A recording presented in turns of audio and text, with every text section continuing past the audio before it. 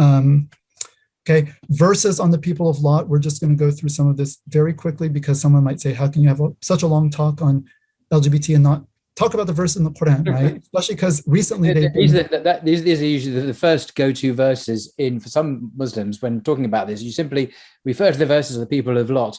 None of the preceding discussion happens. Sometimes it is relevant to just go to those verses. I'm not saying you shouldn't do that, but this is usually how it happens. You just go straight to the verses, those particular ones, right, without any other context or considerations whatsoever. So it's interesting you're doing it this way without a lot of context, historical depth, and theoretical discussions, and as you've done so eloquently. So yeah, sorry to interrupt. Okay, all right, and so we are almost there. I do promise.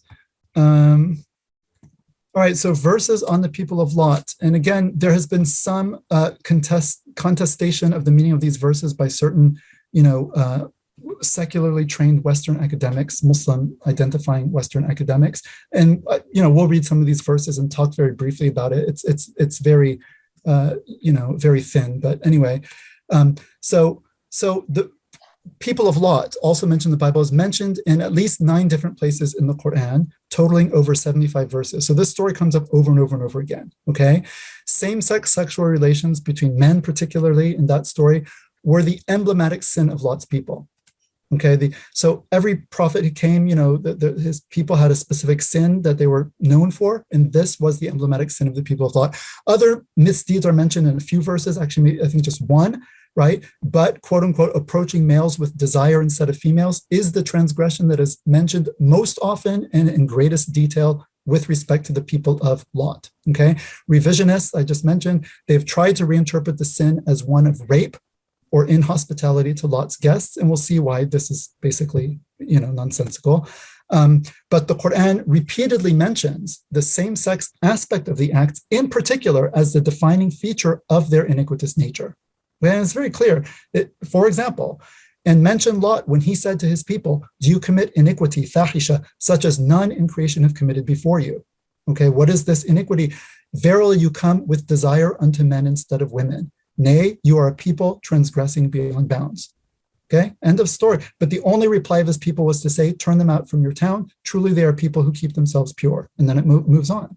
So it's not rape. It's not, forcing. It's not... you come to men with desire instead of women. Like, if that's not clear that what's being concentrated on here is the gender of the partner, I don't see how it could possibly be clearer. I mean, I think there is, without going into this, because this is very long, but I personally, I think the reason is many of people who argue this are drawing on Christian or Jewish interpretations of this story in Genesis, in the Bible, where the rape theme is arguably there, and they're simply reading the Quranic verses through the biblical story, which is actually in important respects different, although there are many similarities as well. So they're basically using a kind of a gay hermeneutic that's been used to justify homosexuality biblically, and just basically, I recognize exactly the same argument because I'm familiar with the biblical story and the revisionist attempts to reinterpret it, and they're basically copying and pasting that and using it for the Quran's narrative. But as you say, the Quran's narrative does actually have that quite distinctive feature of, that they turn to males rather than females, and that emphasis is not as much in the Bible as it is in the Quran. So they're basically taking that narrative from Christian revisionism and using it for the Quran in a very kind of wooden way, without really attending to the nuances and the details of the Quranic version.